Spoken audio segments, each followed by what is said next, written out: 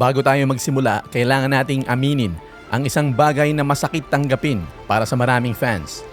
Ang sahod ni LeBron James na 53 million ay hindi lang basta numero sa isang kontrata.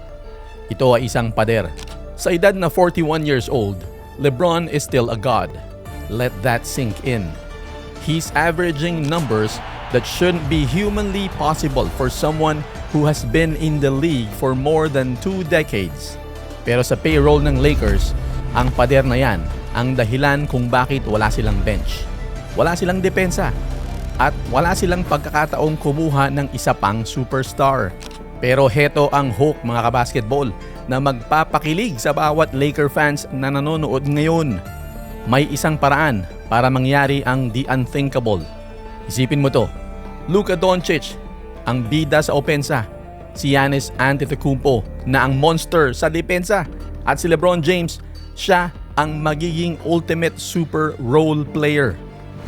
Pero para mangyari yan, kailangan tanggapin ni LeBron ang isang bagay na hindi pa niya ginagawa sa buong karera niya mula noong pumasok siya noong 2003. Ang maglaro para sa maliit na halaga. Reports suggest na ang front office ay naghahanda na ng isang aggressive blockbuster para kay Giannis. Ang Bucks ay 11th seed sa East. At sa unang pagkakataon, ang Milwaukee ay starting to listen. Nakikinig na raw sa mga offers. Pero bakit ba natin tinatawag na the clutch mirage ang Lakers ngayon? Eto yan mga kabasketball. 11-0 ang Lakers ngayon sa mga dikitang laban. Wow, ang lakas nila no? Yan ang ibig sabihin sa casual na fan na tumitingin lang sa box score. Pero dito tayo sa mas malalim na pananaw. Ang record na yan ay isang ilusyon. Nananalo lang ang Lakers dahil sa individual na brilliance nitong si Luka at LeBron sa huling 2 minuto. Pero bakit sila laging dikitan sa laban? Kasi wala silang depensa. At dito papasok ang pangalan ni Giannis. Ang Giannis Watch ay hindi na lang usap-usapan sa Reddit. Ito ay isang breaking point. Pero heto ang mathematics. Upang makuha ang The Greek Freak at mapanatili si Luka, kailangang bumaba ang sahod ni LeBron James sa tinatawag nating Nowitzki level discount. Isipin mo ang legacy move na ito. Kung kukuha si LeBron ng sahod na parang role player lang para lang magbigay daan kay Giannis, hindi lang ito tungkol sa basketball. Ito ay tungkol sa ikalimang sing-sing ni LeBron. Alam nating lahat na yun na lang ang kulang para sa sinasabi ng lahat na maging GOAT itong si LeBron. Talaga ba? Kung magagawa niyang magsakripisyo para sa isang super team na may Luka at Giannis, tapos na ang liga. Game over. Ito ay magiging the greatest chess move sa kasaysayan ng sports. Pero bakit ba takot na takot ang mga front offices sa Knicks at sa Warriors? Kasi alam nila, kapag nag-click ang Lakers, tapos na ang usapan. Ang pares ni na Luka at Giannis ay parang glitch sa Matrix. Si Luka ang utak, si Giannis ang katawan, at si LeBron, siya ang magiging high IQ veteran na mag-orchestrate ng lahat. Pero hanggat ang $53 million ay nandoon, hindi ito mangyayari. Ang sahod ni LeBron ay kailangang maging tulay, hindi pader. Reports are now circulating na si Brian Windhorst mismo ang nagbigay ng clue. Ang Lakers front office ay hihilingin kay LeBron ang isang significant pay cut. Hindi ito biro. Ito ang unang pagkakataon sa kasaysayan ng NBA na hihingan ang hari ng bawas sweldo para sa kinabukasan ng isang prangkisa. Simple lang ang choice ni LeBron, pero nakakabaliw. Pera o ikalimang singsing? Simple-simple, no? Ang timeline ni Luka ay 26 years old pa lamang. Siya ang kinabukasan. Si Giannis ay 31, nasa absolute prime pa rin.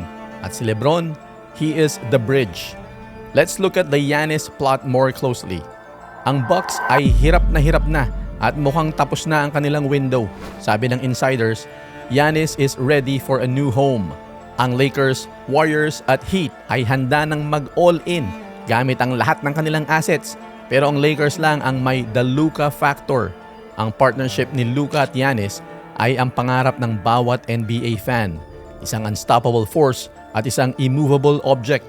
Pero muli, Ang lahat ng ito ay nakasalalay sa kung gaano pa kagusto ni Lebron na manalo. Kung pipiliin niya ang 53 million, baka ito na ang huling taon niya sa LA. Baka bumalik na lang siya sa Cleveland para sa isang retirement tour na puno ng nostalgia. Pero kung pipiliin niya ang sakripisyo, isipin mo ang lineup. Matindi to. Luka, Reeves, Lebron, Giannis at Ayton. Kumpletos Ricados. Yan ang lineup na hindi lang mananalo ng laro. Sisira yan sa statistics ng liga. Ito ang sinasabi nating, you sacrifice the short-term money for long-term immortality. Sa huli, ang bawat kwento ay may katapusan. Pero ang kwento ni Lebron sa LA, pwede pang magkaroon ng isang epic finale. Hindi na ito tungkol sa kung sino ang first option. Alam nating lahat na ito na ang team ni Luka Doncic. Ang bola ay nasa kamay niya. Pero sa isang team na may Giannis, hindi mo na kailangang maging option 1. Ang kailangan mo lang ay maging champion. Ang Giannis watch ay hindi lang tungkol sa Milwaukee.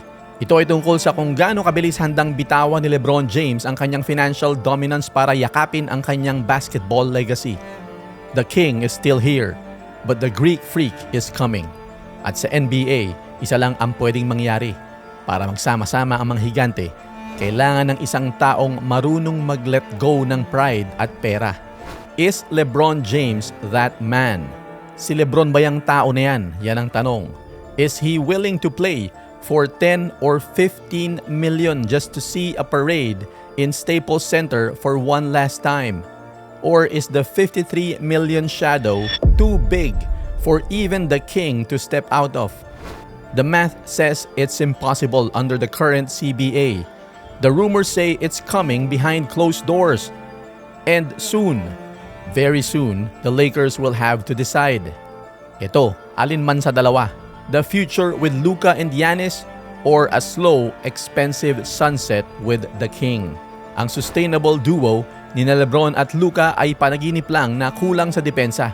Pero ang Luka-Giannis-Bron trio, yan ang ultimate endgame na babago sa basketball habang buhay. Kaya para sa mga nagsasabing tapos na ang Lakers o matanda na si LeBron, baka nagkakamali kayo ng pinapanood. Baka ang lahat ng pagkatalo at paghihirap na ito ay bahagi lang ng isang mas malaking plano ng front office. Isang plano na sisiguraduhin ang huling hininga ng Lakers Empire ay magiging pinakamakulay at pinakadominante sa lahat. Because at the end of the day, in the world of high retention stories, the best narrative is the one where the hero does the impossible thing for the sake of the crown. LeBron James, Luka Doncic, Giannis Antetokounmpo, iisang jersey, iisang layunin. 5th ring for the king. At para kay Luka at Giannis, ang simula ng isang bagong dynasty na walang makakapigil. Ito ang katotohanan sa likod ng mga numero. Ito ang laro sa likod ng laro. Let that sink in. Tignan natin ang move na gagawin ni LeBron.